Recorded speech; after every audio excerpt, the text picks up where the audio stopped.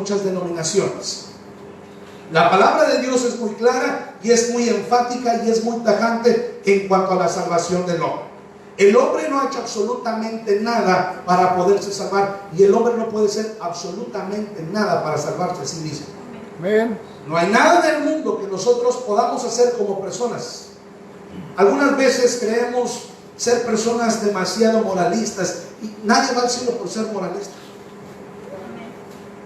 Nadie va al cielo por ser moralista. Nadie va al cielo por ser religioso. Nadie va al cielo por guardar los preceptos o las ordenanzas de una iglesia. Si hay alguien que va a ir al cielo, va a ser por medio de la gracia de nuestro Señor Jesucristo, por medio del sacrificio que Él hizo en la cruz del Calvario. Miren lo que dice ahí en Efesios 2:5: aún estando nosotros muertos en pecados, nos dio vida juntamente con Cristo. Por gracia, ¿qué, hermanos? Soy salvo. Por gracia soy salvo. Y esta palabra gracia significa favor que no merecemos.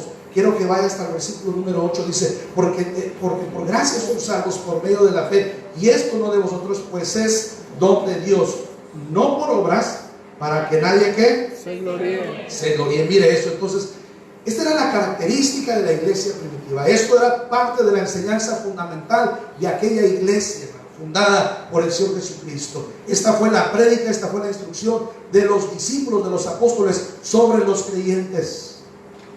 Pero también estos creyentes debían ser sumergidos por el bautismo, y debían ser bautizados en el nombre del Padre, del Hijo y del Espíritu Santo, como lo dice ahí Mateo 28:19. Y solamente estas personas salvas y bautizadas podían formar o pueden formar parte en nuestros días de la iglesia de Cristo, y así participar de la cena del Señor. Ahora, es muy importante, y después también estoy orando y estoy preparando más adelante, primeramente Dios, vamos a estar hablando de la importancia de ser miembros de una iglesia, de la importancia de pertenecer a una iglesia. Hermano, es saludable para el creyente formar parte de una iglesia.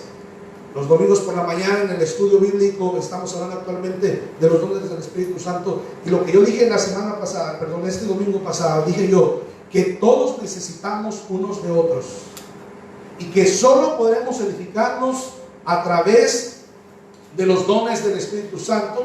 No solamente que yo poseo para bendecir la iglesia, sino que también otros creyentes poseen para bendecirme a mí. Pero hay una sexta característica, y vamos a ir un poquito más rápido. Las divinas escrituras, y nada más que ellas, eran su fundamento.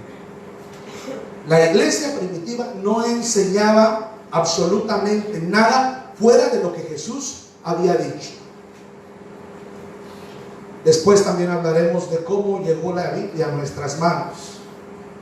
Cómo es que este bendito libro hoy nosotros podemos tenerlo y leerlo así ya como está conformado, ¿verdad? Obviamente en la antigüedad la Biblia no estaba conformada como hoy nosotros la tenemos. Pero sin duda yo creo que los apóstoles del Señor Jesucristo tenían anotaciones, tenían apuntes acerca de todo lo que Jesús les enseñó, porque la verdad es que es casi imposible para la mente humana poder recordar absolutamente todo lo que escucha. No se puede, ¿verdad?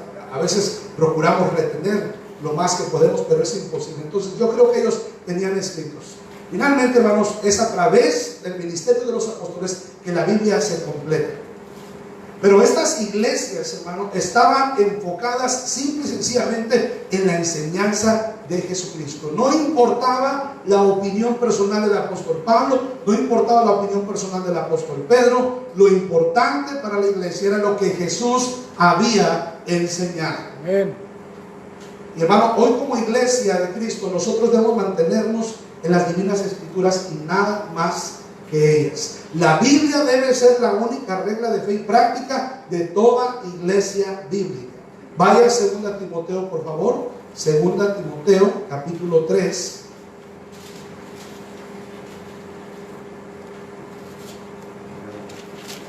Hoy no necesitamos de sueños ni de visiones, hoy tenemos la palabra de Dios. Y es lamentable, hermano, teniendo la Biblia en nuestras manos, escuchar hoy detrás de los púlpitos toda esta serie de enseñanzas basadas en historias, en novelas, en cuentos, en fábulas. Es triste, hermano, que hoy muchos hombres pierdan el tiempo enseñando en su iglesia sobre sueños, sobre visiones, cuando tenemos este tesoro invaluable que es la Biblia en nuestras manos. Amén. Este tesoro por el cual muchos dieron sus vidas. Es interesante, después vamos a entrar a un estudio cómo llegó la Biblia en nuestras manos. Pero hubieron hombres que dieron su vida para que usted y yo hoy podamos gozar de este bendito libro, poderlo tener nosotros en nuestras manos. Pero miren lo que dice la Escritura ahí en el verso 16 y 17 de la segunda carta a Timoteo capítulo 3. ¿Está ahí? Amén. Dice: toda la Escritura es inspirada por Dios y útil para enseñar, para redarguir, para corregir, para instruir en justicia, a fin de que el hombre de Dios sea perfecto, mire eso, enteramente preparado para toda buena obra. Esto es el poder de la palabra de Dios actuando sobre el creyente, sobre la iglesia. La iglesia debe darle supremacía a este bendito libro y no debemos dejarnos mover por absolutamente nada que esté fuera de la bendita palabra de Dios. Amén. Vaya también a segundo libro de Pedro, segunda carta escrita por el apóstol Pedro. Libros y cartas se confunde uno, ¿verdad?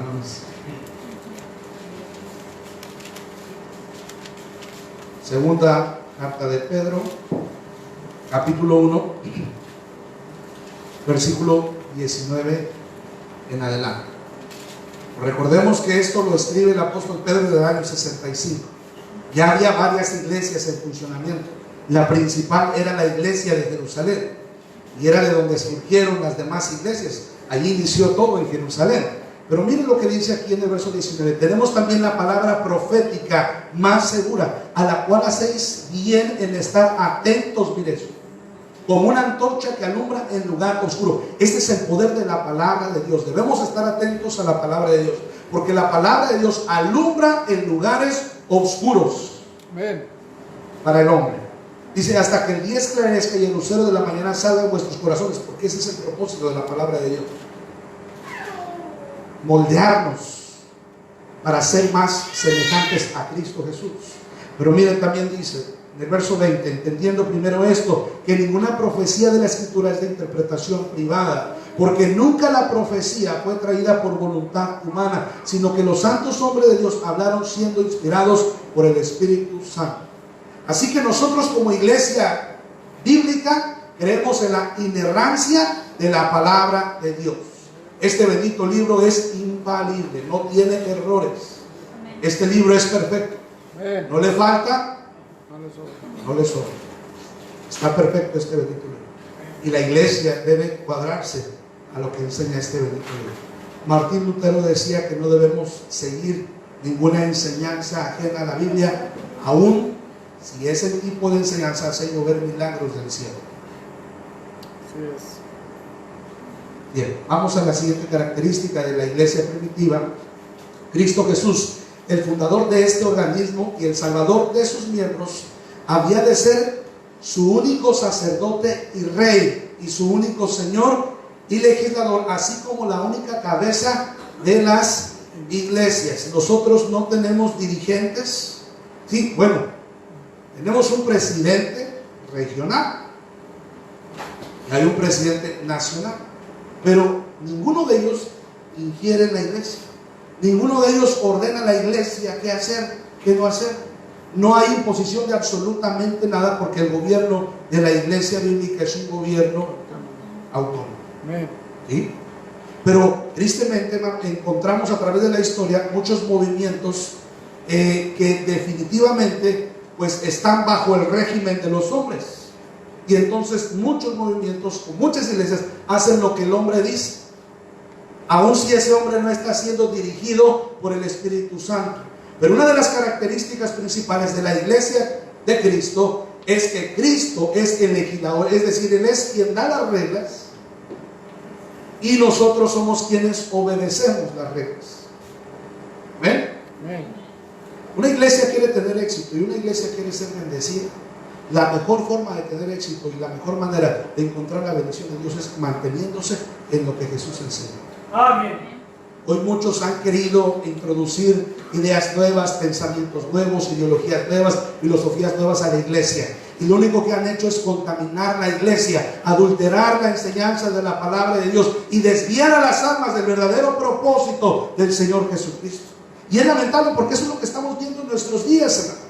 Es lo que estamos viendo que está pasando hoy en muchos lugares. Y tristemente, yo tengo mucha tristeza por la gente que asiste a iglesias no bíblicas.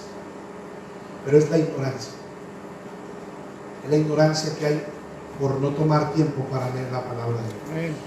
La palabra de Dios, como acabamos de leer, no es de interpretación privada. Todos podemos tener acceso al conocimiento de la palabra de Dios. La única cabeza de las iglesias de Cristo es Jesucristo mismo. Amén. Amén. Ahora bien,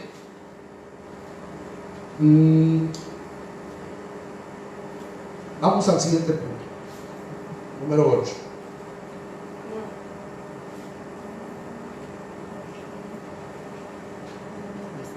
Ya, se acabó la pila.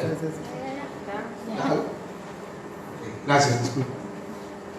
Número 8. Esta fe de Cristo había de ser asunto puramente personal, individual, voluntario, que se abrazase mediante la persuasión y no por compulsión física, gubernativa, sino que había de ser asunto de elección personal. Esta era otra característica.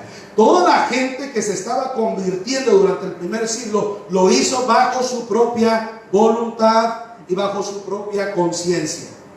Aquí no es de que aquí le lavamos el cerebro, de que usted viene aquí le implantamos un chip y usted tiene que creer de esta manera tan cuadrada como nosotros le decimos. No. Nadie está aquí por obligación, todos estamos aquí por voluntad propia. Porque un día Cristo tuvo misericordia de nosotros, nos salvó, cambió nuestras vidas y hoy nosotros hemos entendido el propósito y el plan de Dios para nuestras vidas. Si usted está abrazando una religión, permítame hacer una pregunta. ¿Usted es religioso por convicción o por tradición? Porque desafortunadamente lo que hoy se ve en nuestros días es que la mayoría de la gente es religiosa por tradición. Es decir, porque bien esa fe que ha concebido, la ha recibido por medio de sus generaciones. Abuelos, padres le inculcaron esa creencia, esa enseñanza, y por eso esa persona cree como cree. Esa fe la heredó de sus antepasados. Pero en la iglesia de Cristo todos nosotros estamos conscientes de la decisión que hemos tomado, que la gracia de Dios se manifestó en nuestras vidas, y estamos aquí no por obligación, estamos aquí porque hemos entendido que Dios tiene un mejor plan para nosotros, un plan perfecto, y estamos aquí, hermanos, para obedecer. ¿Amén? Esta era la característica principal. Mire, pero para que esto pueda suceder y para que más personas puedan venir bajo convicción propia, se requiere sin duda de la ayuda y la influencia del Espíritu Santo. Amén. Porque el mismo apóstol Pablo en primera carta a los Corintios capítulo 2 nos habla de que él no había hablado con sabiduría humana, sino que él había hablado por medio del poder del Espíritu Santo de Dios. En realidad ese es el trabajo del Espíritu Santo, convencer a toda persona de pecado, convencer a toda persona de su necesidad acerca de Jesucristo. Es el Espíritu Santo quien revela la verdad de Dios. ¿Sí está conmigo esta noche? Amén. Entonces, el punto número 8, la característica número 8 de estas iglesias primitivas es que todas las personas que se convertían y se añadían a la iglesia lo hacían bajo conciencia, bajo conocimiento de causa, bajo el razonamiento. Era obviamente impulsado por el Espíritu Santo, ¿verdad? Porque, hermano, por más que un hombre, por más que el ser humano quiera entender a Dios, quiera comprender a Dios, o quiera estudiar la Biblia sin la ayuda del Espíritu Santo, es totalmente imposible. No es posible sin la ayuda del Espíritu Santo, sin la ayuda del Espíritu Santo. Número 9. Nótese bien que ni Cristo ni sus apóstoles dieron jamás a sus seguidores ningún nombre o denominación como los que hoy se acostumbran, como lo es católico, luterano, presbiteriano, episcopal. ¿En algún momento vemos denominaciones en la Biblia? ¿Como estas? No. ¿En algún momento vemos que Jesús le dio un nombre a su iglesia? En algún momento vemos que Jesús dijo, esta es la religión verdadera. No. Pero en algún momento Santiago habla de la religión verdadera. Pero no hay religiones. Porque el cristianismo no es una religión, es un estilo de vida. Amén. Es vivir como Cristo vivió, es imitar a Cristo. Hechos 11:26. Y a los discípulos se les llamó cristianos por primera vez en Antioquía. Pero hay una cosa muy interesante. Cristo, en Mateo capítulo 3, cuando Él fue bautizado, ¿por quién fue bautizado Jesús? Juan. Juan el Bautista. ¿Por Juan el presbiteriano? ¿Por Juan el luterano? ¿Por Juan el pentecostés? ¿Juan el católico? No. ¿Juan? Amén. Fíjese, Cristo le denominó a Juan el Bautista. Ahora, para mí este es un argumento muy pobre para poder decir que por eso nosotros somos bautistas. Pero quiero que vean, la palabra denominación significa, o es el nombre que se le da a una persona para poder, a una persona o a una organización para poderlos identificar. Eso significa la palabra denominación. Es el nombre que se le da a alguien para identificarlo. Juan el Bautista, pues eso era lo que hacía, bautizaba gente. Por eso Jesús le denominó Bautista. Cristo llamó a todo individuo a seguirle. Cristo llamó al individuo que le seguía discípulo. 2 o 3 veces fueron llamados discípulos. Al conjunto de discípulos en Jerusalén o en Antioquía o en otras partes se les llamó iglesia. Nada más. Pero ahora, a través de los siglos, y cuando entremos a la Edad Media, encontraremos por qué el nombre Bautista y por qué decidimos conservarlo hasta nuestros días. Y esto nada más es como una bandera. Esto nada más es para que afuera las personas sepan qué es lo que creemos y qué es lo que predicamos en esta iglesia. Pero después estaremos hablando en mayor detalle de esto. Pero vamos a ver el número 9. Hay varias cosas, el número 10, perdón. Hay varias cosas interesantes a ver esta noche. Otra nota o marca distintiva a saber: la completa separación de la iglesia y del Estado.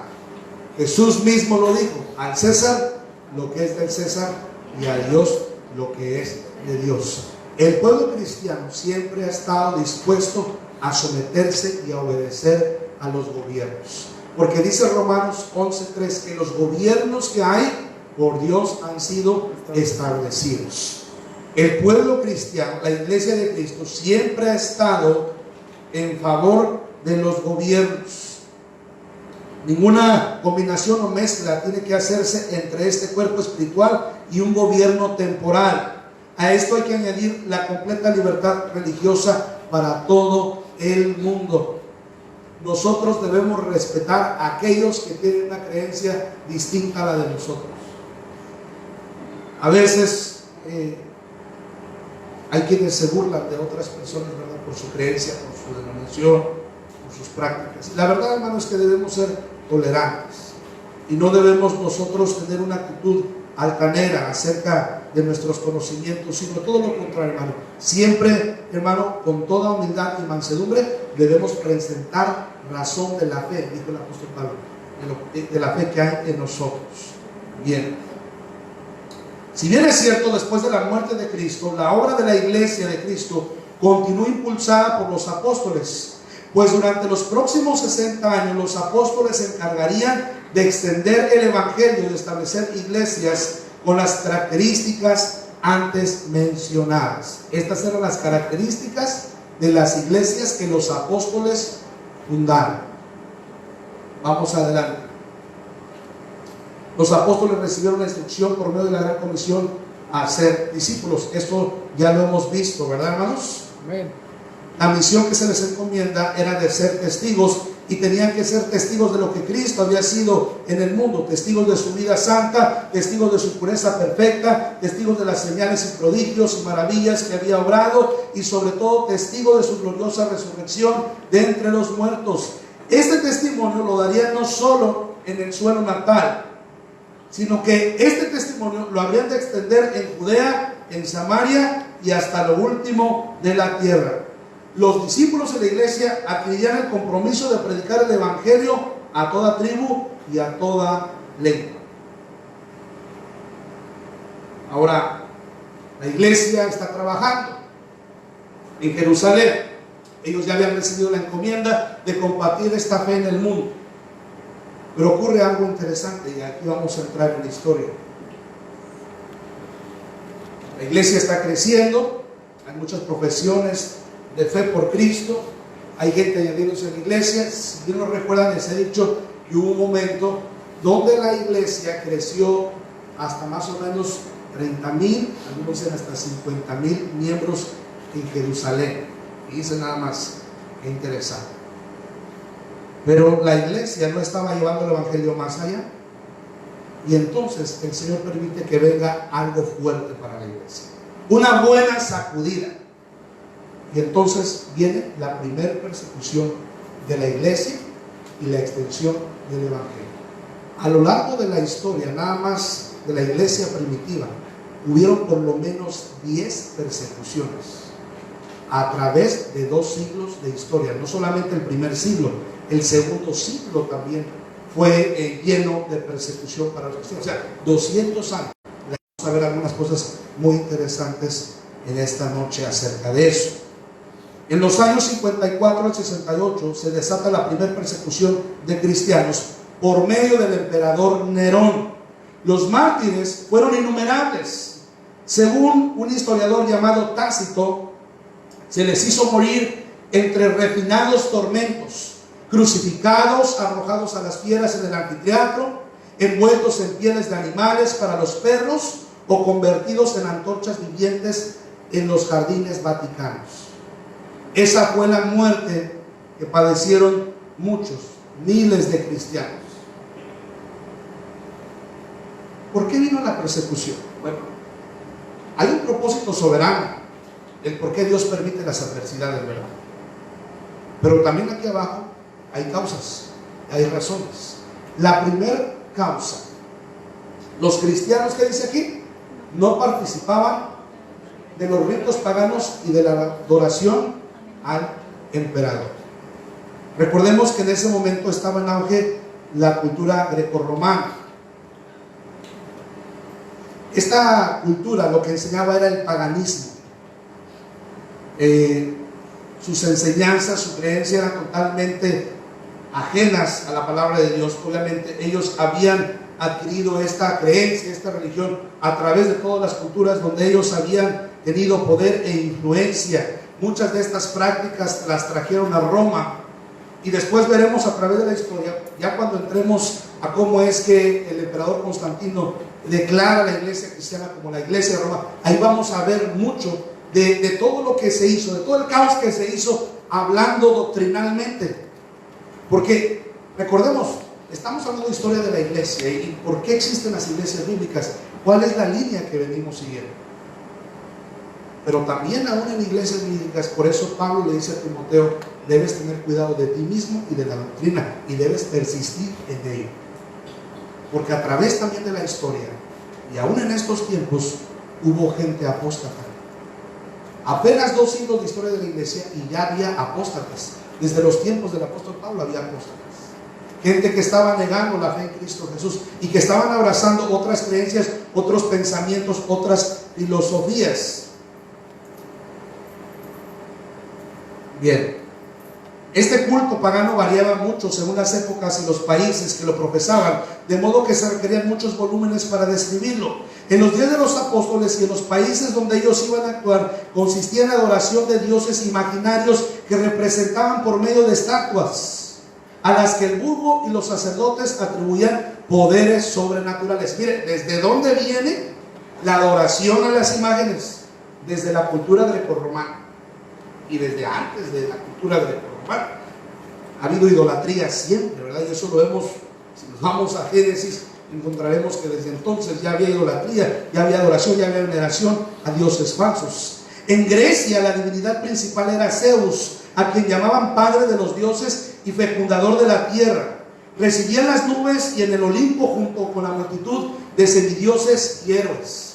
Es interesante ver, ayer platicaba con algunos hermanos, les decía yo, el diablo a través de la historia del hombre también ha querido confundir el pensamiento, el entendimiento del hombre para desviarlo de no conocer la verdad de Jesucristo. La mitología griega, el Dios creador de todas las cosas es Zeus.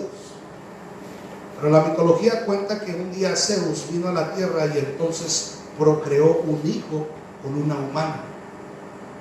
Y ese hijo que nació fue llamado Hércules. Y Hércules era mitad Dios y mitad humano. ¿A qué le suena esto? Fíjense nada más que cosas. Pero esa creencia incluso viene desde Génesis. Porque en Génesis se nos habla de Nimrod, que fue el fundador de la cultura babilonia. Nimrod muere, su esposa llamada Semiramis hace creer al pueblo que ella había concebido sobrenaturalmente un niño, el cual cuando nace recibe por nombre Tamuz, el dios sol de los babilonios. Esta historia es muy similar a lo que la Biblia nos cuenta sobre el nacimiento de Jesús. Pero todo esto es el enemigo tratando de confundir a la humanidad, alejarla de la verdad de Jesús, el Dios. En Roma, por ejemplo, era Júpiter el que ocupaba el primer lugar. Lo miraban como al Dios del cielo y de la tierra y creían que de su voluntad dependían todas las cosas. Y bueno, cuando hablamos de todo lo que era el paganismo, la cultura grecorromana, también hablamos de la filosofía que había en esos tiempos, en esos días. Sócrates, Platón, Aristóteles y todas estas ideologías, creencias y pensamientos. Y entonces las causas del por qué vino la persecución es porque los cristianos no hacían lo que los emperadores decían. Los cristianos se mantenían en obediencia a la enseñanza de Jesucristo. Aunque los creyentes del primer siglo nunca fueron rebeldes ni tramaron levantarse en contra del imperio, sino todo lo contrario. El cristiano había recibido de parte del Señor Jesús la enseñanza de darle al César lo que le pertenecía. Pero la segunda causa de la persecución, el crecimiento del cristianismo, fue visto como una amenaza al trono de Roma. El cristianismo comenzó a crecer y entonces pues viene la persecución. ¿Quién empezó la persecución, dijimos, hermanos? Nerón, en el año 64 después de Cristo. Ahora, la persecución trajo obviamente consecuencias. El sufrimiento de esta iglesia en este tiempo, hermanos, fue el resultado de su fe. Eran personas de una fe inquebrantable, de una fe bien fortalecida y bien arraigada. Definitivamente. Yo no puedo concebir, mi mente no me da para poder entender cómo actuaba la fe en estos primeros cristianos. Si nosotros con menos ya nos andamos desanimando, Así es. si nosotros con menos ya estamos tirando la toalla y ya no queremos venir a la iglesia. Estos cristianos, hermano, dieron sus vidas por Jesucristo, y Jesucristo les advirtió en Mateo 5:12, en Marcos 10:30. Los apóstoles sabían que en algún momento se levantarían perseguidores, en algún momento se levantarían los enemigos de la iglesia para destruirla. Por eso Jesús le dijo: ni las puertas del Hades van a prevalecer contra ella. La iglesia ya abrazaba esta enseñanza de Jesús y fueron fieles en medio de la persecución. El cristianismo fue reducido en pequeñas minorías. Se desata la persecución y entonces comienzan a morir decenas y decenas y decenas de cristianos. Historiadores del primer siglo dicen que por un momento se creyó que el cristianismo se acabaría. Fíjese nada más.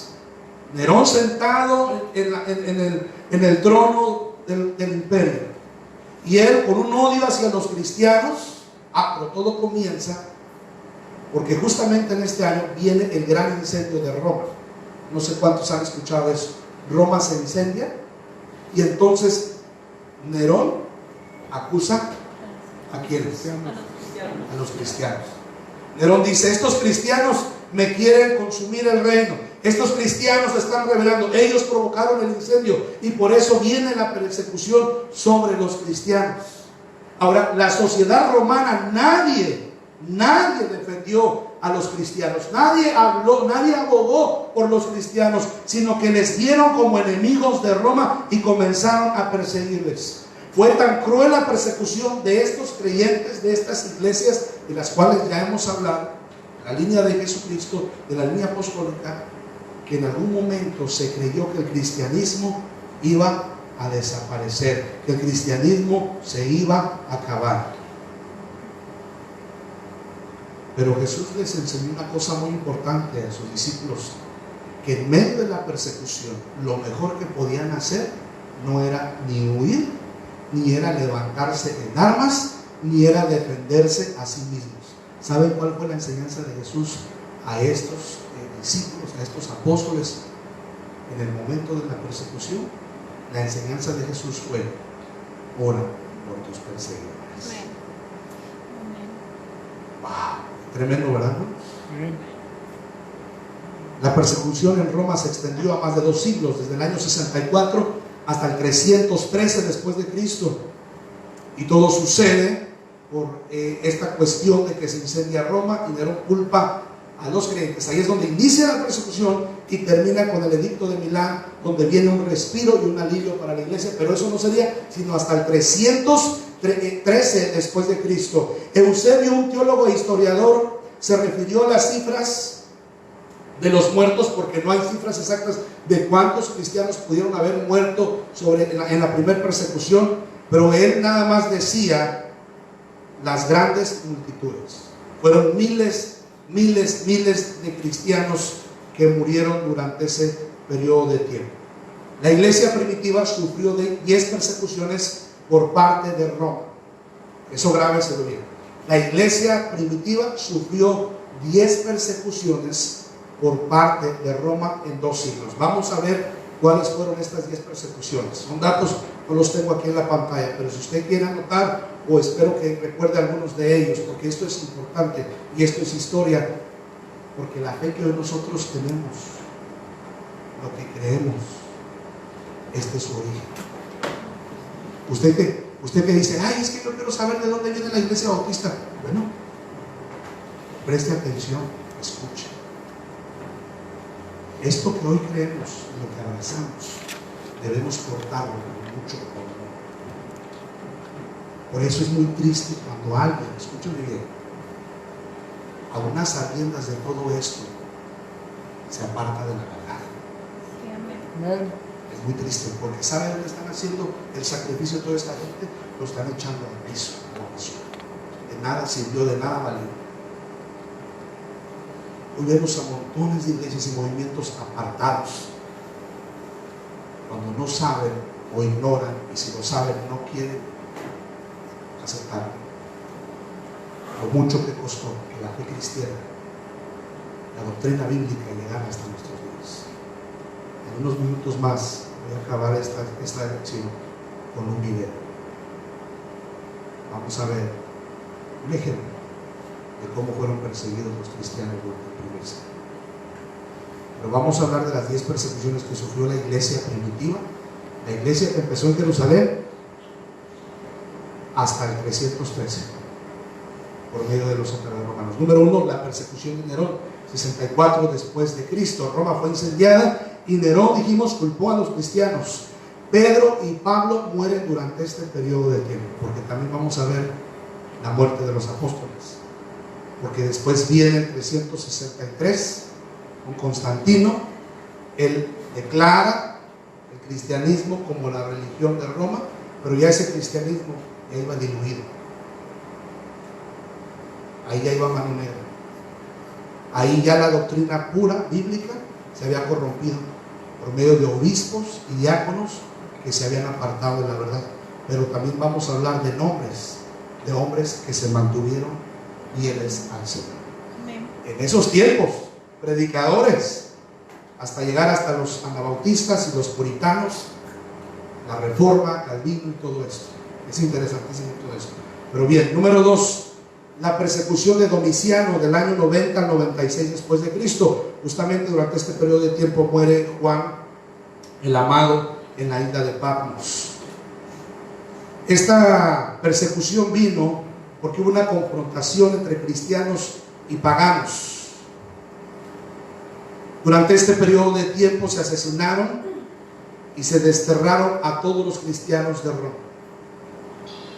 Número 3, la persecución de Trajano, 98 al 117 después de Cristo.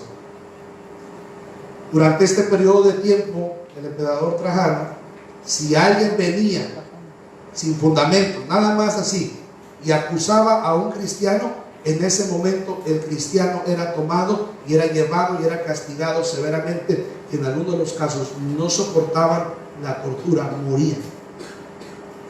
Lo diríamos aquí en México, sin deberla ni temerla, nada más porque alguien señalara a un cristiano, en ese momento ya era causa para que a ese cristiano se le castigara de manera atroz. Después viene la cuarta persecución durante estos 2 siglos a través del emperador Adriano, del 117 al 138 después de Cristo. Y este legaliza por medio del Estado la persecución de cristianos, o sea, ya era legal. Matar cristianos ya no era un delito, no era un delito grave, no significaba absolutamente nada. Los cristianos morían a diestra y siniestra. La quinta persecución, Marco Aurelio, 161 al 180 después de Cristo. Marco Aurelio odiaba a los cristianos y como los odiaba, promulgó leyes en contra de ellos. No podían tener propiedades, las propiedades que tenían les eran confiscadas por el gobierno, eran esclavos, no tenían derechos, eran marginados, eran maltratados. Sus familias fueron terriblemente ultrajadas. Los cristianos prácticamente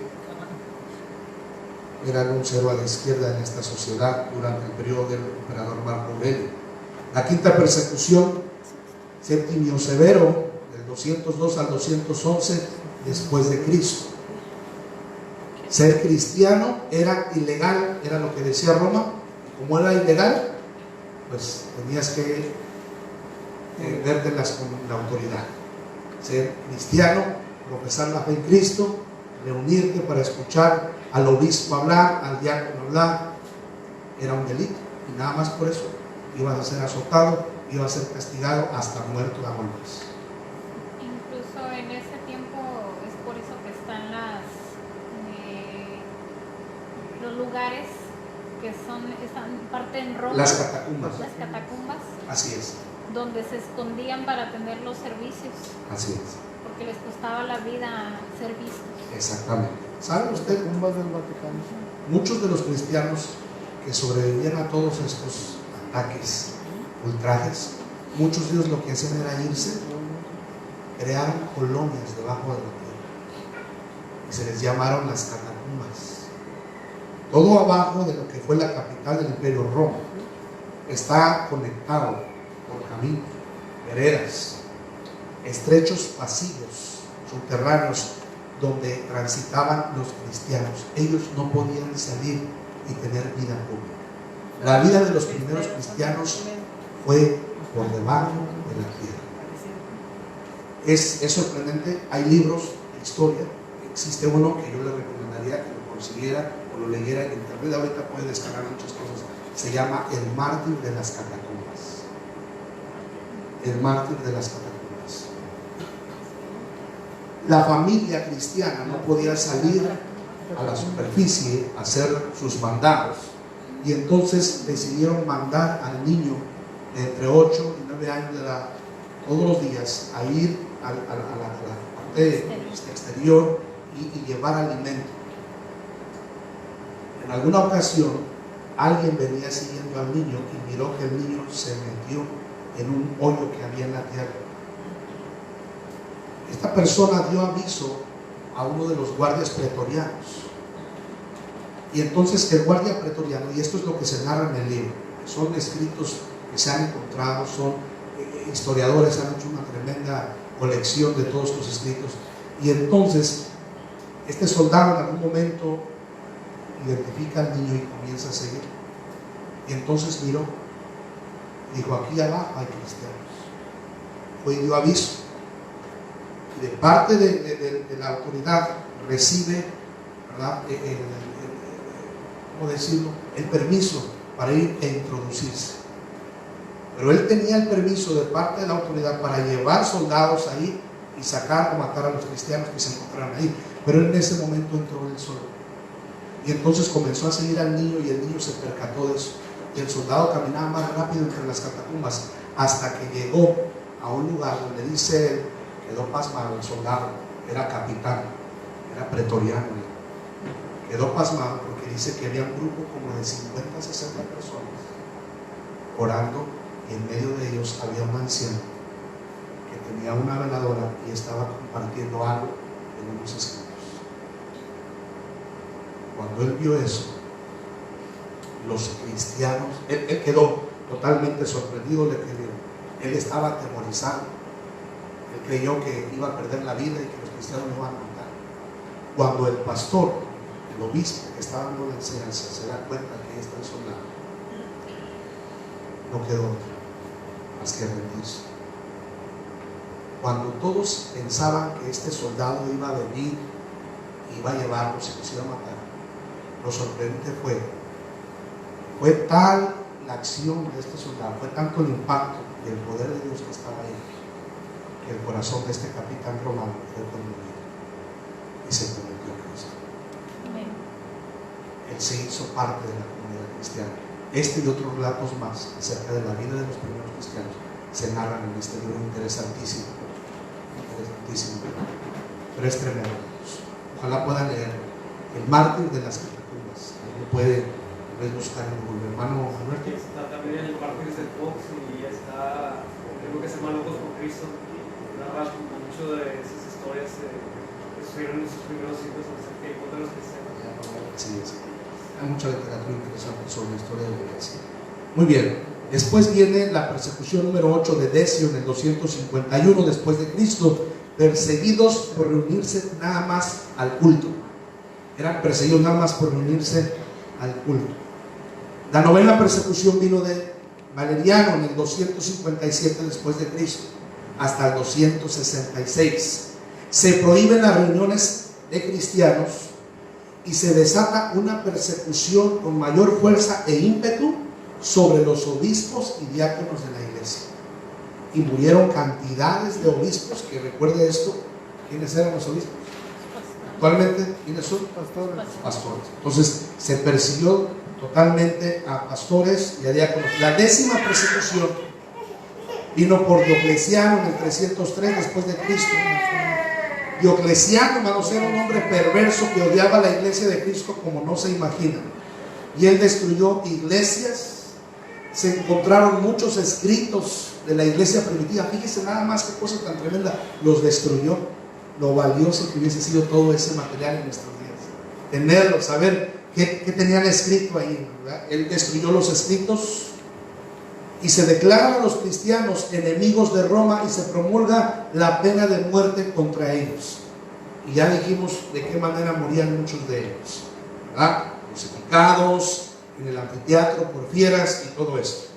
En el 311 después de Cristo, Galeriano promulga un edicto de tolerancia para los cristianos hasta el 311.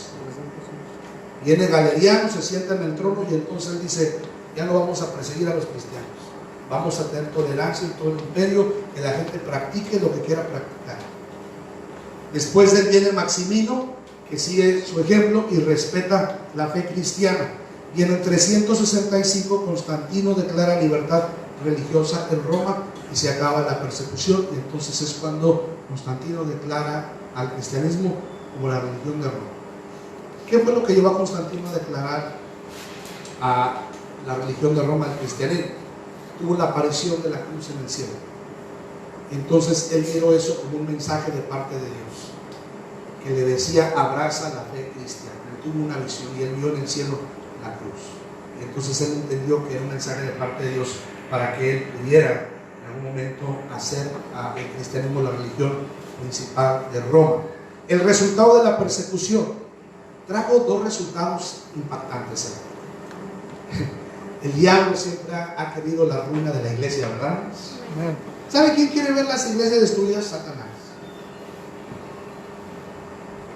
Tal parece que en algún momento Satanás está ganando en la batalla, pero no en los cristianos tenían una fe fervorosa en el Señor, una fe bien arraigada, un amor muy grande por su Salvador. Y entonces el resultado de estos 2 siglos de persecución fue, número 1, desarrollo de la teología de la iglesia. Porque se dieron, hermanos, estos primeros cristianos durante 2 siglos se dieron a la tarea de escudriñar profundamente los escritos de los apóstoles. Número 2, se desarrolló en la estructura de la iglesia. La iglesia no se fue para abajo, hermano, se fue para arriba y comenzó a tener mayor estructura, mayor organización, y comenzaron a conformar los grupos ya en un orden, respetando las posiciones. El resultado de todo esto fueron obviamente mártires, teólogos, pensadores, escritores, historiadores, apologistas. Los primeros cristianos fueron moldeados a causa de la persecución y pusieron una tremenda base y un tremendo fundamento para la iglesia que hoy nos mantenemos aquí. Una tremenda muestra de fe, de dedicación, de amor, de pasión, de entrega, de compromiso y de lealtad a la doctrina de Jesucristo. Amén. Vamos, hermano, por favor, no, mejor no apaguen la luz porque no les estoy viendo. Vamos a ver este video, mejor se apaguen. Vamos a ver este video, por favor, presten atención.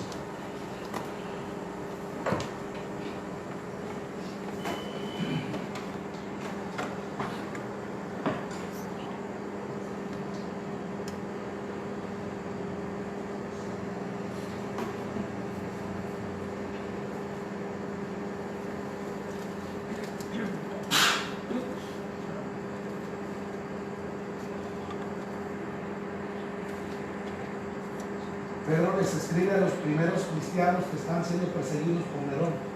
Y esto que a lo mejor no alcanzan, ponle pausa tantito. Permítanme leérselos, por favor. Déjenme. Prenda la luz, hermano.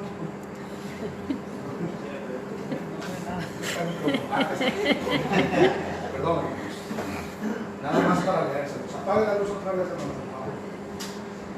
Amados, no os sorprendáis del fuego de prueba que os ha sobrevenido, como si alguna cosa extraña os aconteciese, sino gozaos por cuanto sois participantes de los padecimientos de Cristo, para que también en la revelación de su gloria os gocéis con gran alegría.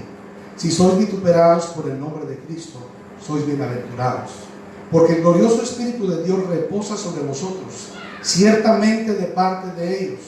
Él es blasfemado, pero por vosotros es glorificado.